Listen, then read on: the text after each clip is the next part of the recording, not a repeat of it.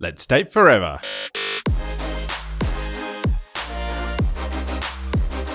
Here's your weekly dose of relationship fuel with Sammy and Nathan Yeager. Hello and welcome to Date Forever.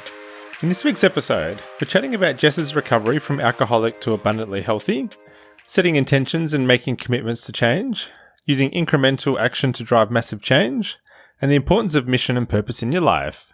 But before we dive into that, Sammy, what's been fueling you up this week? I've had a bit going on. You have had a little bit going on, haven't you? Yes, Yeah. I have just celebrated one of my long time besties. Hens weekend. Yeah. And it was all the things you want from a hens weekend. There was day drinking, winery, dancing, strippers, the cheesy sashes and veil, and I did something that I would not have normally done. Something that is a once-in-a-lifetime experience that I will not be repeating. I shot a gun. Yeah, went to the shooting range. Yes, it was the bride's wish. It was on her bucket list and not on mine. I did not enjoy shooting a gun, but I have done it and I'm glad I had the experience, one not to be repeated. Yeah. So I've had a really big couple of things going on, and I also had some career win kind of things too. I've mentioned on the show a couple of times I'm leaning into doing more speaking and guesting on other podcasts, and I'm starting to get a bit more serious about writing my book. So I'm starting to get a lot more traction, which is really exciting. And hey, if you're listening and you would love to check me out, have a little Google or have a little it's not called a Google. Have a little search on whatever podcast platform you're on for Sammy Yeager, and a couple of new episodes will come up on other people's shows. And I'd always love to hear your feedback, what you want to hear more of from me and from Nath, and from us. So always reach out, slide into my DMs, hit me up an email, whatever your platform of choice is. But you can catch me hello@sammyyeager.com. What about you, Nath? What fueled you up? So my fuel up was spending a bit of kind of impromptu quality time with you over the weekend. So we went out for our well overdue triathlon training session, which you may have heard us speak about over the last few weeks. But we went out for a triathlon session and then headed down to the beach for a little bit as well, and had some really nice time together, and then had really nice dinner and stuff together as well. And a couple of spicy margs. Yeah. So that wasn't our plan for the day, really, but it was really nice to kind of have a bit of impromptu quality time with you. But now let's get into this week's ep. Today we've got Jess Quigley joining us. Jessica is a multiple six-figure business self-mastery and intuitive coach. She empowers coaches, healers, affiliate marketers, and world-class leaders to make a big impact and make bank through connecting to their unique magic. Jess teaches organic marketing strategies and the energetics of wealth creation. Her goal is to help thousands of women in business become financially healthy and wake up every day doing what they love and serving themselves, their family, and their clients at the highest possible level. Welcome to the show, Jess. Oh, thank you so much, Sammy. I've just been so super excited to come and speak here today. I've just had so much excitement around it. So thank you for having me. Yeah. Oh, that's amazing. We're really excited to have you here as well. Thanks for being here, but we should preface this that we crossed paths because we recently both attended Tony Robbins' Unleash the Power Within event. Amazing. And all the cool people hang out there. So I know that this is going to be a great conversation because I think there's an element of like-mindedness here. So tell us, what's your story? How did you end up working in this self-mastery, intuitive coaching business space? Such a great question. Actually, you're the second person that's asked me that question today as well. And for me, this is really a dream that I've had for 15 years. And for me, I was really, really struggling in life. I had an autoimmune disease of over a decade. Doctors told me that I would be chronically unwell for the rest of my life. I was hospitalized every 6 weeks. I was on a list of medications and they had horrendous side effects. On top of that, I was also an alcoholic. So I had an autoimmune disease and I was drinking myself every night into absolute oblivion. What a combo. Yeah, it was a killer combo actually. And so I had a lot of problems, obviously. I was in suicidal ideation from about 14 to about 25. And I had depression, chronic fatigue, anxiety, panic attacks. So life was not good for me. And internally, I was spiraling downwards as the years went on. Things just got worse and worse and worse. So I decided one day when I really hit rock bottom, and there was about 6 months where I cried every day for 6 months.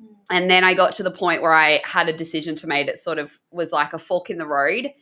And it was like, all right, I got two choices. I can leave the planet, or I'm actually going to have an extraordinary life experience.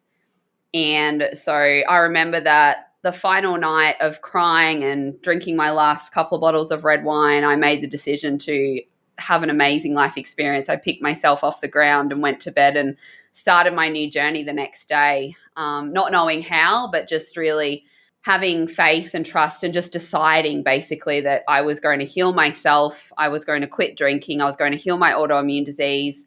And I was going to, prove to the world and all the people who basically told me that I would, be just the mess for the rest of my life. I really wanted to change things around. And so my goal all the way back then was to heal myself and then share that healing with others. So, yeah, and that was around 17 years ago that I woke up the next day and started on my new journey. So, yeah, wow, that's amazing.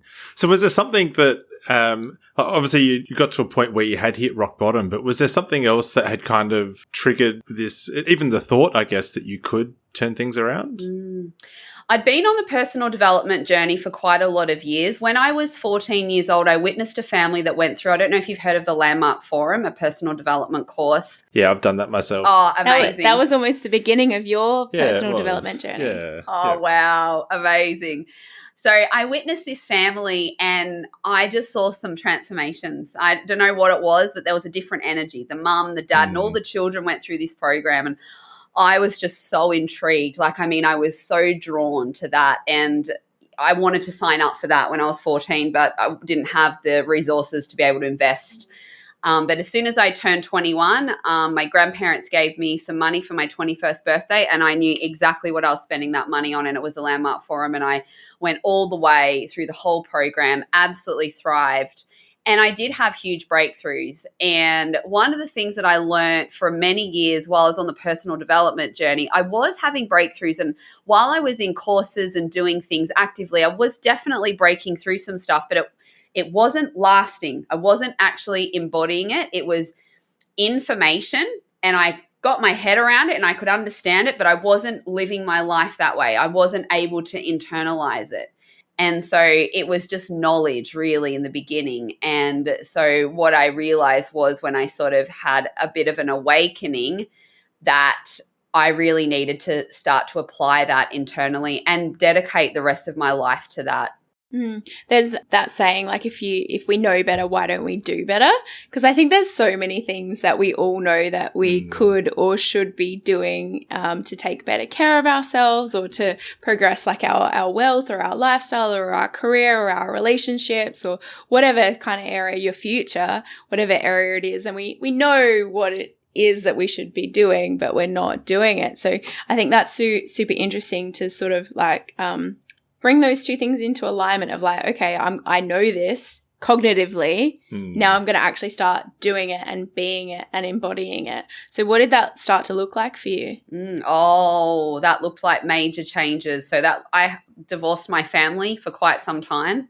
I realized that I really needed to become my own person, and they weren't in support of me achieving and, really turning things around. So that was a really difficult time because my mum and my sister were my best friends, but I just knew that I absolutely knew intuitively that I just had to let those relationships go at that time.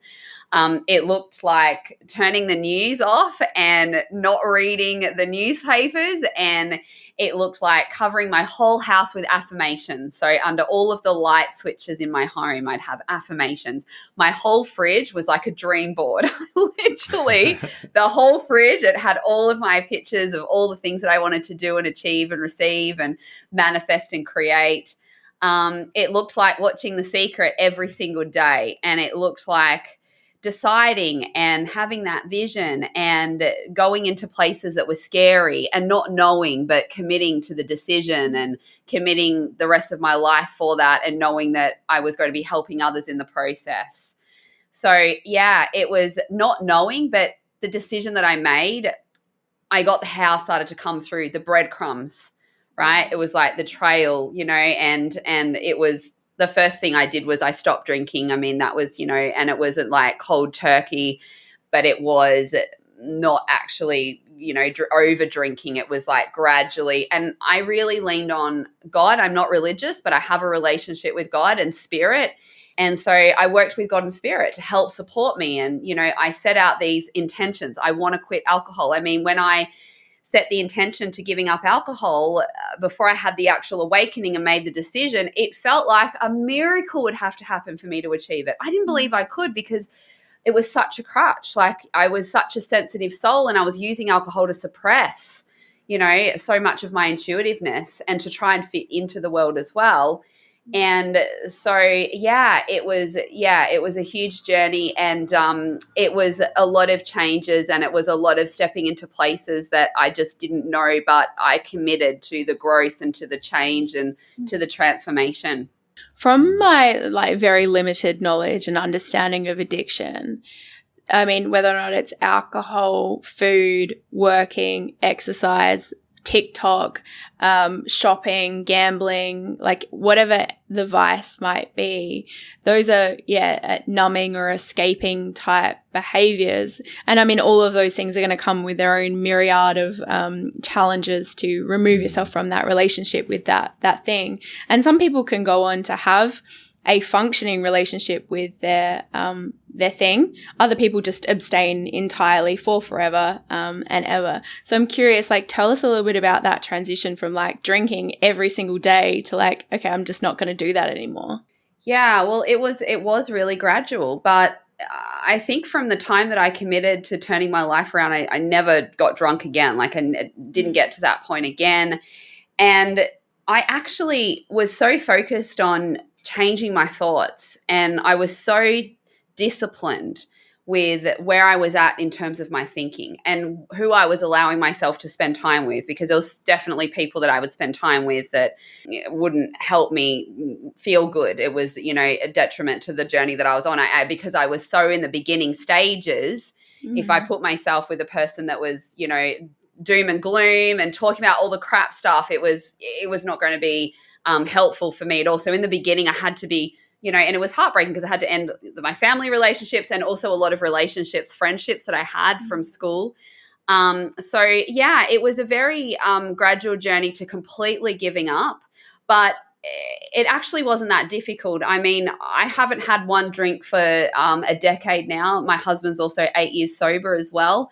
And he struggled with the giving up of it more than what I did. He had pretty big cravings, but I'd set that intention years prior. I realized that, it was something that absolutely I had to give up. But like I said before, I didn't know how, and I felt like a miracle would have to happen in order to give up. So I feel like I was supported by a higher power. I really do, because I was very supported in that. And to this day, I can sit next to someone that's drinking and I do not care. And I think I get a whiff of red wine and I think there is nothing that would ever compel me ever to having a drink. But I'm happy to be sitting with someone that's drinking or be around people that are drinking. So it's that part of my life is over, completely over. And it's a beautiful feeling to look back on that and the miracle, and before looking at that challenge, I don't ever think that I'll be able to get through that, but just setting the intention and, making that commitment that I will.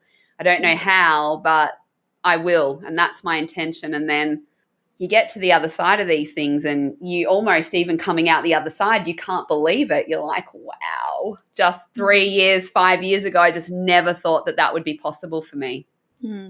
And Jess, you said that you were in a pretty shitty place, from 14 through to, your 20s. And so those are pretty formative years to be developing relationships, patterns, behaviors, ideas about who you are, about who you want to be. What was your relationship with yourself like at that time? Oh, it was very bad. I really was just in a place of fear and very much focusing on the pain in my family, everything that was going wrong in the world, all of the drama. And I really hated myself and I hated my body and I didn't like who I was. And so I wanted to fit in. But my problem was I just couldn't fit in because I felt so different right from the get-go. Mm-hmm. And I really sought connection. And so for me, I literally have built my whole business on the foundation of connection because as a child and as a young adult, it was like, where are my people? Where are my soul people? Like everyone, for me, it felt like it was very surface level. And for me, I felt very out of place and I felt a huge void in terms of connection. So you've clearly been on a huge journey to go from that version of Jess to this one that's sitting in front of us, beaming, smile ear to ear. Can you tell us a little bit about your relationship with yourself now and what you do to keep it fueled up? Yeah. Oh, it just gets better and better every year. And I just feel so relaxed in myself, so comfortable to be who I am. And to really be completely me and authentic and just share what's in my heart and to share the stories of my life with others without at all, any barriers, and just it feels so relaxing. And when you're relaxed in who you are, you can just achieve greatness and you can actually achieve a lot as well. Because I remember for me, when I look back 15, 17 years ago, I used to go out there in the world and I'd put on a show. I may have looked like this as well, happy, beaming, but it was a show. It wasn't, the internal beam wasn't there. I was dying on the inside. But I would actually go out there in the world and put on that, and it was exhausting, and it was exhausting. So to go to an event, I therefore would come home and I'd be exhausted for 24 hours later because it was a show. It was a persona. And so one of the most liberating things is to be myself and to connect with people who enjoy being around me and I enjoy being around them as well, and that therefore gives them permission to be themselves as well, fully, wholly and completely. And I believe that this is one of the keys to business. When you can completely be yourself and do what you love, people feel the authenticity of that. It's an energy, it's a vibe. And people feel safe. They feel safety in the humanness. I ask my clients all the time, why are you here? Why did you sign up with me? They're like, we saw you when you're in tears on Facebook. we saw the behind the scenes posts. We saw the pile of washing in the background, and just sharing, when shit is hitting the proverbial fan, without going into the intricacies and the details, but sharing that on social media so others have access to, wow, Jess Quigley is achieving amazing things and she's running retreats and she's got this business, but behind the scenes, sometimes she's falling apart. She's crying. It's like all too much. Sometimes she's still a hot mess. So, still human. Yeah, still human. Yeah. So, and I think sometimes that's alluring. But so tell me, like, tactically, what were some of the things that you were doing to heal that relationship with self? You talked about like the affirmations and getting clear on like the vision board and where you wanted to go. But what were you and you were watching The Secret every single day, which that's a lot. But tell me, what else what were you doing and what do you still do now to keep that relationship fueled up? Yeah. So the first part of my journey all those years ago was getting really healthy. So I knew that in order to heal my health and my autoimmune disease, I needed to get healthy, but it really started with the thoughts as well. So it really started at the thought process, and the books that I used to help me really shift in terms of my thought processes were Esther and Jerry Hicks and the Teachings of Abraham. And finding the thought that brings relief. And this is one of the key parts of shifting your thought processes, because I find that a lot of people, myself included, are trying to jump to a thought that's too far it's in the vibrational discord to where they actually are. And that's why affirmations, quite often you can't actually accept them into the garden of your subconscious mind, because if you're in a place of, fear and doubt and you start telling yourself, I'm amazing, unless you're in the arena with Tony Robbins and you are with all of those thousands of people and you do believe it in that moment, if you're home in your own environment and things are not going great and the challenges are piling up and you're telling yourself amazing, your subconscious mind is just going to reject it, right? It's like, it's bullshit. You can see all the evidence around you to say that you're not amazing. You've got the washing, you've got all the undone dishes, you've got, Yeah. So it was really working at that deepest foundational level. So to heal my health, I would state to myself things like every day in every way, I'm getting better and better. And instead of like, I'm going to die of an autoimmune disease, and, you know, if the autoimmune disease doesn't kill me first, the medication is certainly going to. I knew that I wouldn't live past 50 if I didn't do something serious with the drinking and the autoimmune disease. And so it was really working at the deepest foundational levels to start with. So it was about telling a subtle different story to the one that I've been telling myself, but it was only a slight shift. It wasn't like I'm jumping over here at rock bottom over here into amazingness, because it was too far of a shift. So I learned about an emotional guidance scale, and I learned how to link that in with the thoughts. And so it was like, okay, I'm getting better, but I don't know the answers yet, but I'm following the journey and I've made the decision, and more's coming to me every day. And it was just these little subtle shifts in thoughts, and it was meditation. Every night I visualize myself in a field of poppies with my arms open, sun shining on my face, happy, healthy, and free, glowing with natural radiance and health. I have a daughter that's called Poppy now as well. We know how powerful this stuff is. Yeah.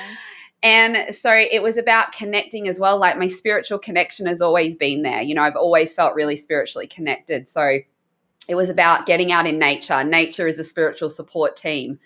And so for me, it was about, getting by the river or swimming, or, you know, getting myself into places where I connected deeply, and I could also open up that creative channel as well. And another thing that I really focused on was my mission and my purpose. And so I really assigned my life to something greater than myself.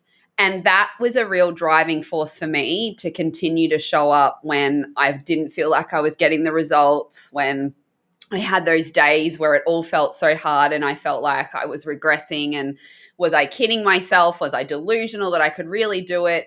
But I kept focusing on the purpose and the mission and the decision that I'd made to have an extraordinary life experience. And it was also like, to whatever it takes, however long it takes. It was like that, I'm committed to this. Like, I'm absolutely in this for the long haul, and I'll follow the trail, and, you know, I'm going to trust the universe. I'm going to trust God. And so it was starting to implement new health rituals as well. So I actually went gluten-free for many, many years.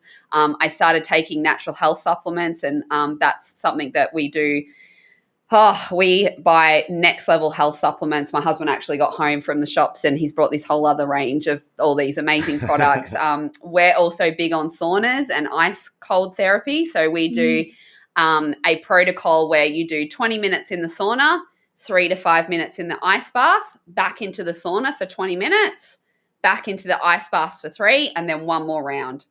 And I'm doing that 5 days a week, and that has been a game changer. That just takes you to a whole new level. We've been writing books when we're in the sauna. It is just next level. All of the downloads, all of the creativity, all of the channels open up, and it literally gets you in peak energy.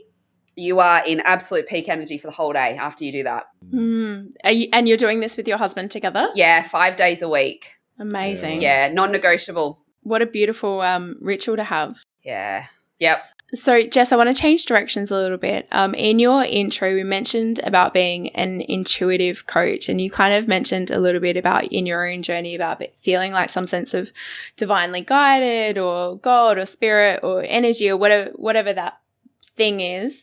Can you tell me a little bit about, like, what is intuition to you, and how did you go about cultivating your relationship with your intuition? Because I've heard people say that they don't think they have it, or that they don't know how to use it, they don't know how to access it, or that it's been damaged in some way.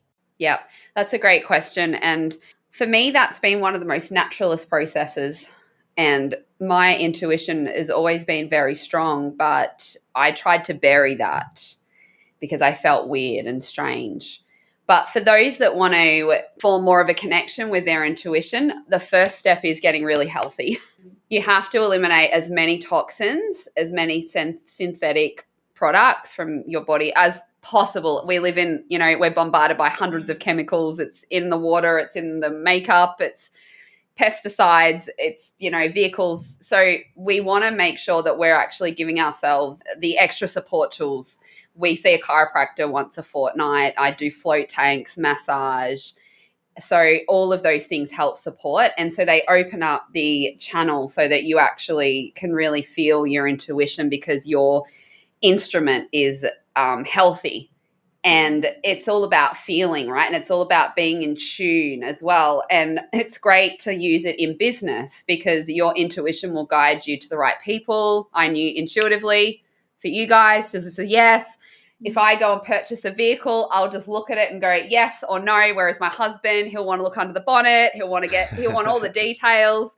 And so it's just it's that absolute knowingness. And it's also too, like, if, for example, you're thinking about, so I'm hiring a content coach, that's my next move. And so I know 100% certain that that's my next right move, because my intuition will not let up on this. My intuition is like, this is what your next step is. And it was the same with leaving. I was a nurse of 22 years. I started my coaching business while I was working as a nurse. And my intuition was like, Jess, you need to leave nursing. This is a full-time gig for you. But of course, my programming and conditioning was like, are you kidding me? I don't know how. That's too scary. But it was just such an intuitive pull. And so intuition can quite often be quiet, but it will be constant, and it will pull you and draw you and lead you into all the right places and spaces. But it doesn't mean that it's easy to go where it's calling you.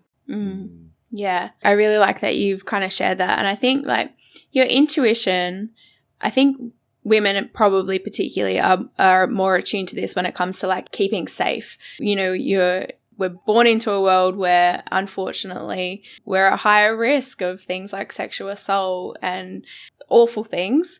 And I think that women are more in tune with, like, where am I? Where's my body? Where's my safe place? How do I get out of this situation? Far more than I imagine men are.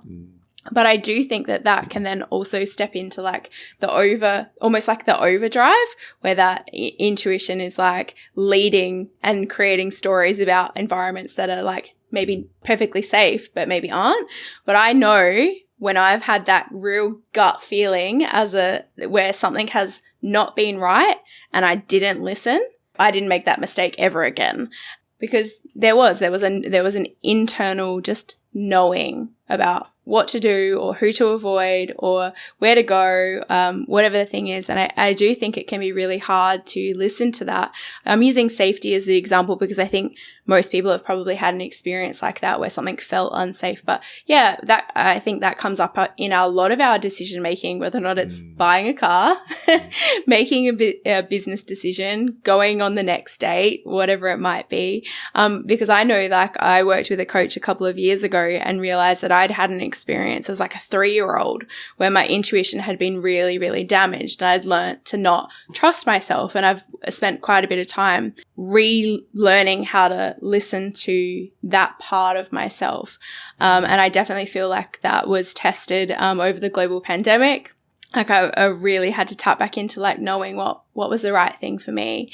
And yeah, making decisions that didn't necessarily make sense to or logic to especially other people, and sometimes even myself, but that listening to that real deep inner knowing. So I want to know if you've got any tips, tricks, suggestions for someone who maybe wants to start to listen to that little voice or find that little voice. Yeah. I think it gets easier to uncover, and it gets clearer when you actually go really deep within and do all of the internal work that's required in order to be able to really tune into your intuition at a stronger level. When we're fully programmed and in 3D, and we've all been, tampered with in terms of, what we've been primed with and the total conditioning, it's very hard to navigate because we're in this sort of false sense of reality, and we're not in tune with who we really are at that soul level. We're not actually connected to our original innate soul's codes. And so healing stored, repressed negative emotion from the past, that's all a part of it. All the inner child healing work, all of the mindset work. It's the emotional intelligence work. It's the energy work. And once you really take that deep journey within, you then get access to everything that it's all in your blueprint. And so as you take that journey and you get healthier as well, and you continue to work on yourself, it just that intuition, it shines. Yeah. I think for me, one of the things that I sort of worked on during that time where I had uncovered that I'd like had this damage to my intuition, I was going about really like trying to heal it. I think one of the best pieces of advice that I got from a coach was that if you want to hear your intuition, you need to create a silent space to actually hear it. Because I think most of us probably live in an overstimulated, with the watch, with the phone, with the notification, with the email, with the TV, with the headphones, with the Audible, with the learning. And I'm so a culprit of all of that still overstimulating. But for me, like being in the ocean is one of the best places for me to hear myself, because I'm fully submerged in nature, literally. Yeah, there's plenty of white noise as well. Plenty of white noise. And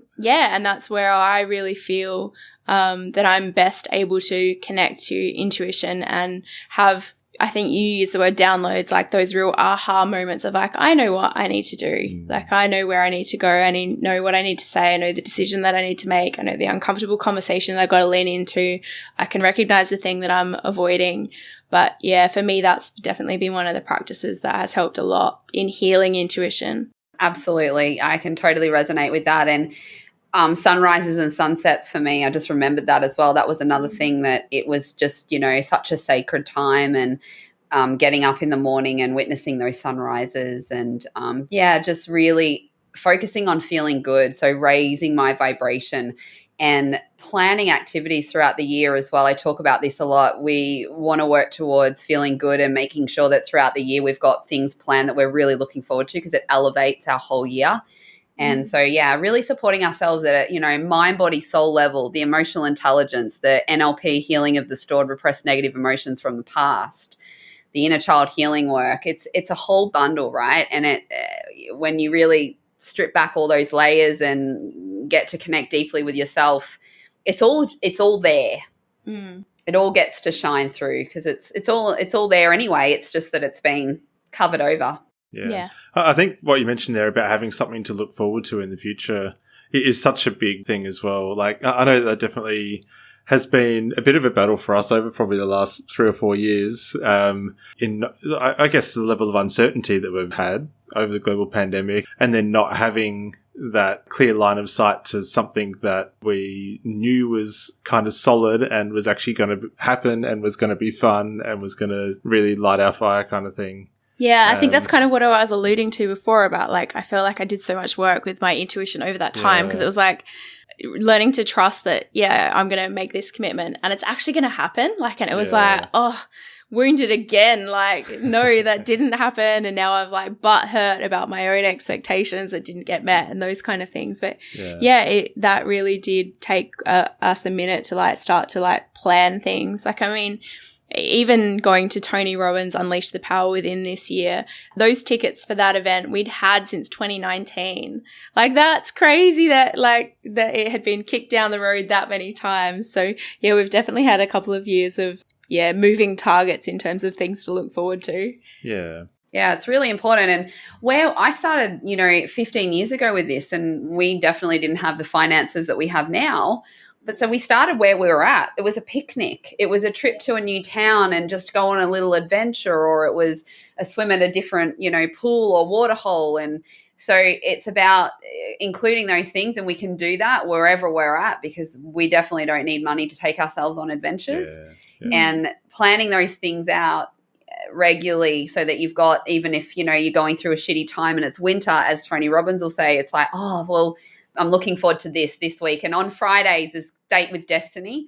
And Fridays is the day where my husband and I, we go to the gym, we go out for lunch, we do whatever we want, go and watch a movie. And so we've got one day a week where we're like, oh, we just can't wait for that day. We've got the kids are still at school, and then we get to enter into the weekend refreshed, having had that time to connect, done something really enjoyable together for the day. And so that in itself just elevates the whole week as well, because, every Friday, you've got that day, Date with Destiny, and Date with Destiny Friday, it's connected to Venus, and it's all about living your best life on that day. So it's like, you're in that vibration of whatever it is that you want to achieve, and you're actually living your best life on that day. It's every Friday of the week. Mm-hmm. So it's pretty cool. I really like that. And I like that you alluded to the idea that, the thing that you're looking forward to just might be a variation of like the big dream version of that.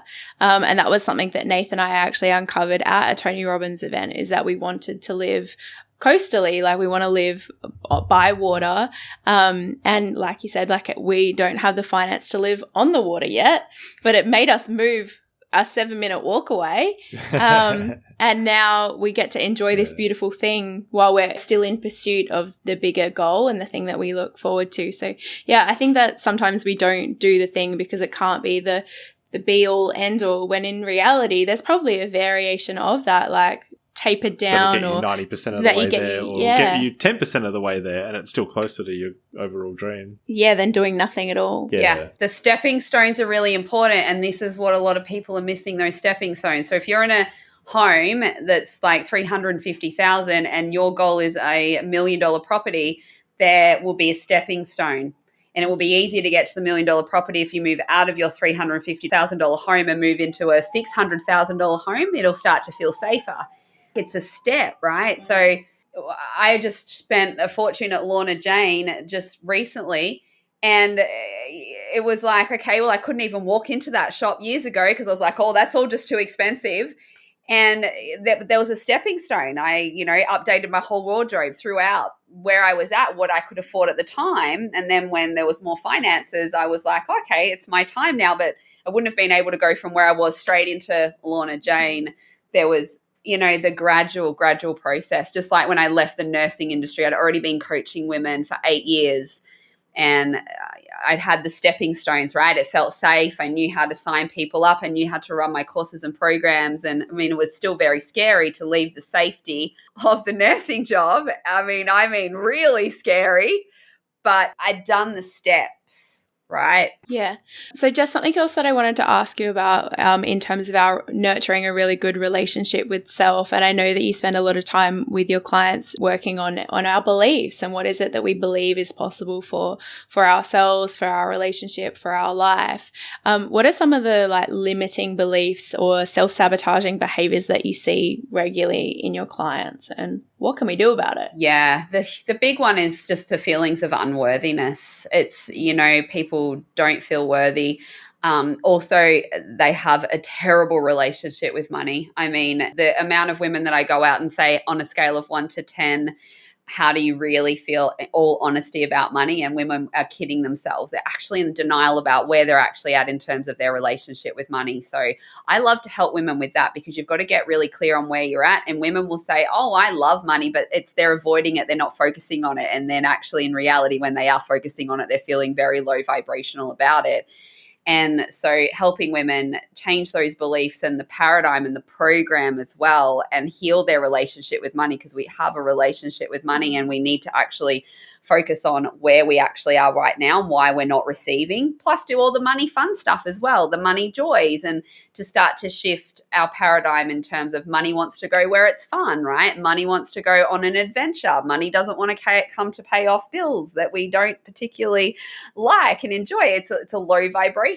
So lots of money blocks. Women are too scared to invest, and therefore they're afraid of giving and receiving. They don't have the somatics.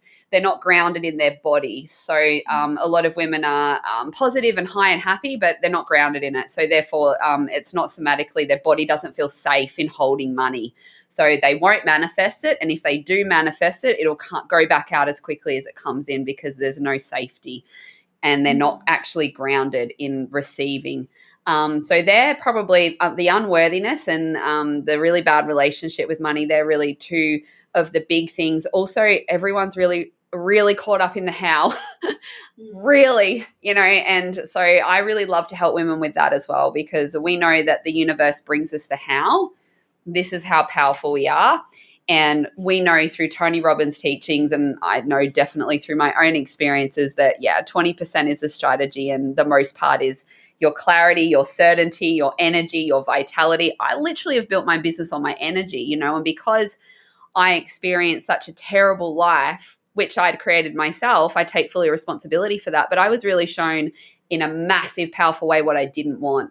And so one of my goals was to be the most healthiest, enthusiastic, energetically positive person that I know, because I'd experienced over a decade in the worst health. And so my desire for change was off the charts. I wasn't like, I just want to have good health. I was like, no, I want to have amazing health. And that is true to this day. I don't know anyone that's as sustained in peak energy and as healthy and as genuinely happy as what I am. I honestly, because that was my intention. And because I'd experienced such the opposite, I knew that I could experience, I was such a powerful manifester in the negative as well. I knew in the depths of my soul, holy shit, I have effed up my life so incredibly bad that shit, I reckon I can actually just flip it and I can be so powerful in the opposite direction. And so women really need support. It's not only the beliefs that they have, which definitely need acknowledging. I mean, we had a beautiful woman fly to our retreat last week. She did $36,000 in passive income while she was swimming in the pool on our retreat because she healed her relationship with her partner.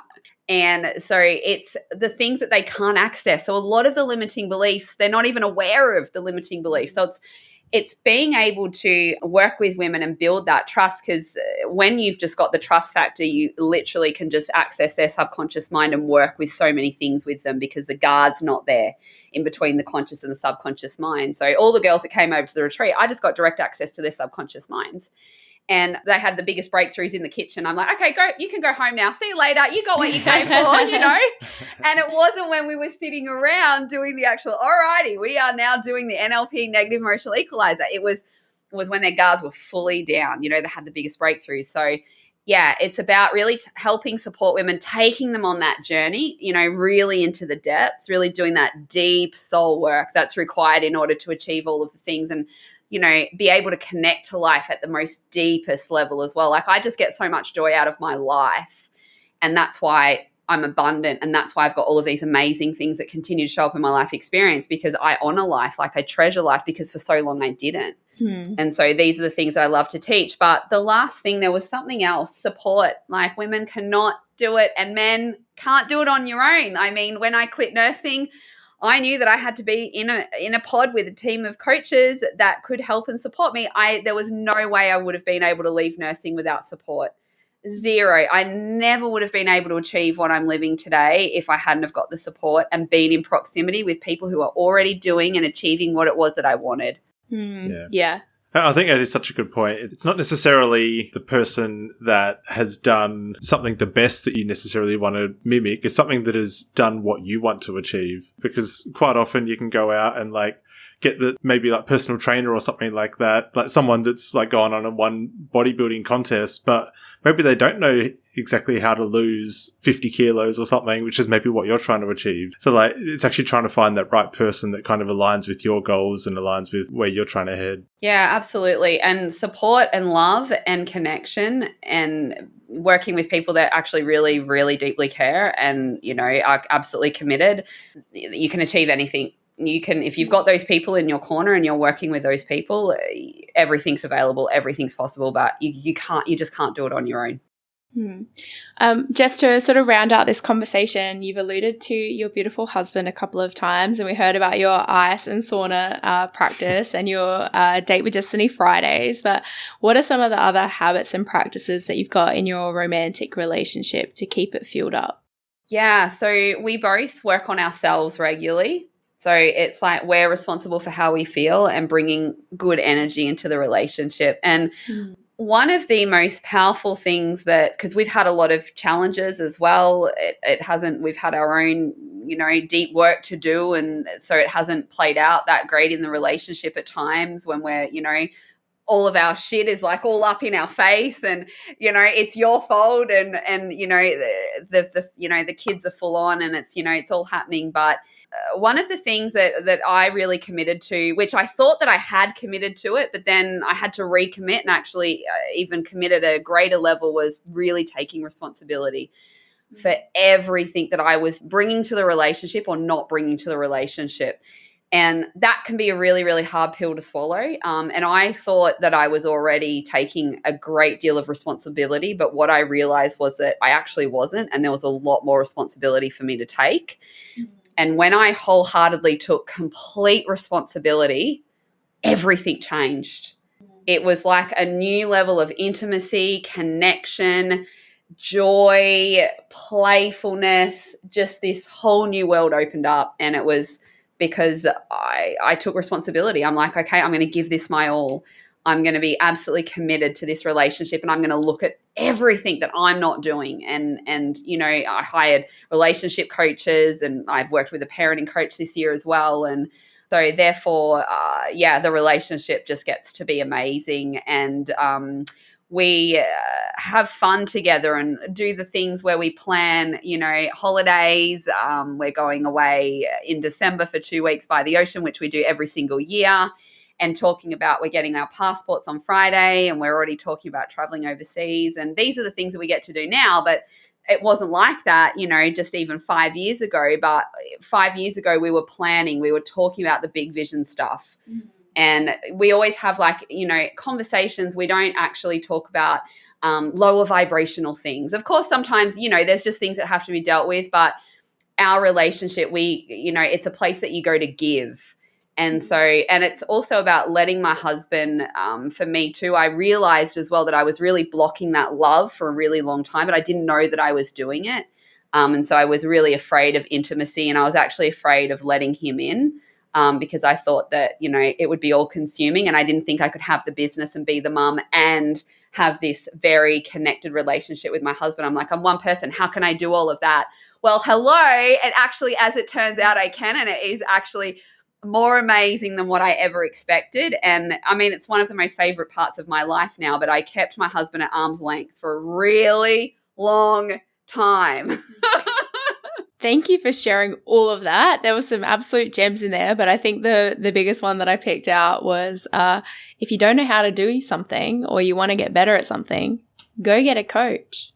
Yeah, absolutely. You'll be on your own, and you may get some results after 10 years of doing the thing, or even 15 years, but you can just fast track everything by working with someone. It's just absolutely game changing. I mean, I'm always thinking about the next coach that I'll be signing up with, the next program, the energy that I want to be in proximity with. And Tony Robbins, after our little conversation, Nathan, before, I'm like, okay, I'm going to actually look and see where Date with Destiny is virtual next year. And me and Matt are definitely going to do that next year, right? And it's another thing to look forward to. It's like, woo, upgrades, and just being connected to Tony in that way, like, it's pretty cool. Yeah, I agree. I love the commitment to the personal growth. I think, you get to water your own garden, and then the garden that you share together, which is, so fundamental to being able to have that beautiful, fueled up relationship. Jess, thank you so much for joining us. To say thank you, we have made a contribution to a sports program in India, and they use this sports program as a vehicle to teach young adults some life skills that they're really going to need. The project's looked after by Dream a Dream, and it's been made possible via our partnership with Buy One, Give One. So thank you so much for being here and making that possible. Oh, you are so welcome. You guys are amazing, and just thank you so much for having me here. No worries. So, Jess, if people want to connect with you or learn a little bit more about what you do, how can they do that?